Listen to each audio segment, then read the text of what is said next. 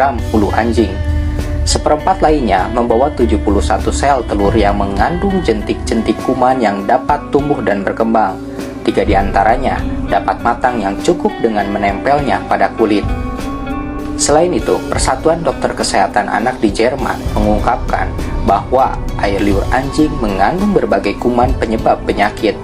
Bakteri tersebut dapat masuk dan menyerang organ dalam manusia melalui sistem terbuka. Resiko tertular penyakit kian besar apabila terkena gigitan anjing.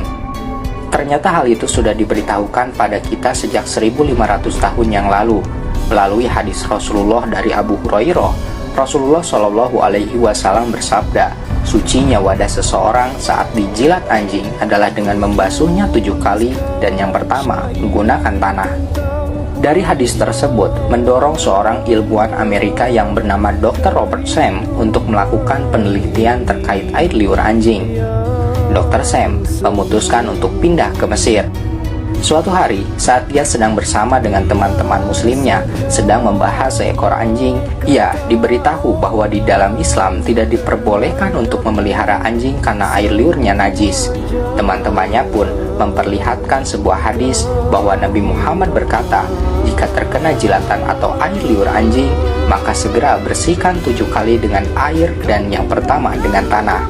Setelah mengetahui hadis tersebut, Dr. Sam sejenak terdiam lalu dalam pikirannya bertanya-tanya, jika ada alat atau benda yang terkena jilatan anjing, mengapa harus mencucinya 7 kali dan diawali dengan tanah?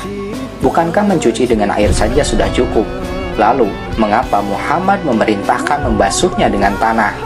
Karena rasa penasarannya tersebut, akhirnya ia pun mulai melakukan penelitian.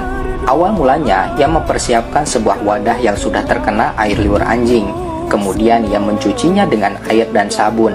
Setelah ia melihat hasilnya, ternyata mencuci dengan air dan sabun masih meninggalkan jutaan bakteri. Tidak menunggu lama, ia kemudian mengikuti metode yang telah diajarkan Nabi Muhammad.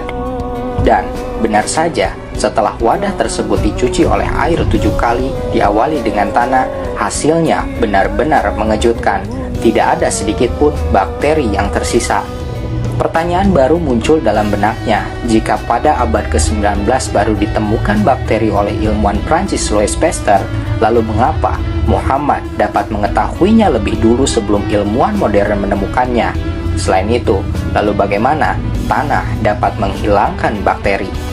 Menurut ilmu kedokteran modern, tanah diketahui mengandung 2 materi yang dapat membunuh kuman-kuman, yaitu tetraselin dan tetarolit. 2 unsur ini digunakan untuk proses pembasmian sterilisasi beberapa kuman. Eksperimen dan beberapa hipotesa menjelaskan bahwa tanah merupakan unsur yang efektif dalam membunuh kuman. Bahkan, Anda akan terkejut ketika mengetahui tanah kuburan orang yang meninggal karena sakit aneh dan keras yang Anda kira terdapat banyak kuman karena penyakit tersebut. Ternyata, para peneliti tidak menemukan bekas apapun dari kuman penyakit tersebut di dalam kandungan tanahnya. Menurut Muhammad Kamil As-Samad, tanah mengandung unsur yang cukup kuat menghilangkan bibit-bibit penyakit dan kuman-kuman. Hal ini berdasarkan molekul-molekul yang terkandung di dalam tanah menyatu dengan kuman-kuman tersebut, sehingga mempermudah dalam proses sterilisasi kuman secara keseluruhan. Sebagaimana tanah juga mengandung materi-materi yang dapat mensterilkan bibit-bibit kuman tersebut.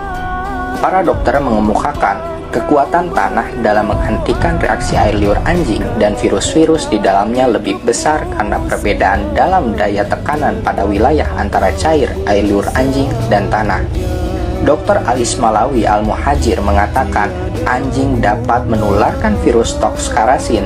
Virus ini dapat mengakibatkan kaburnya penglihatan dan kebutaan pada manusia. Dr. Sam setelah melakukan penelitian mendalam tentang ajaran Islam dan memahami siapa Nabi Muhammad, ia berkesimpulan bahwa Nabi Muhammad bukan hanya utusan Tuhan yang membawa wahyu, tetapi apa yang disampaikannya pun mengandung kebenaran untuk menyelamatkan manusia. Akhirnya, Dr. Sam mengucapkan kalimat syahadat, kemudian sisa hidupnya didedikasikan untuk menyebarkan dakwah Islam ke seluruh dunia. Allah berfirman dalam Quran Surat Fusilat ayat 53,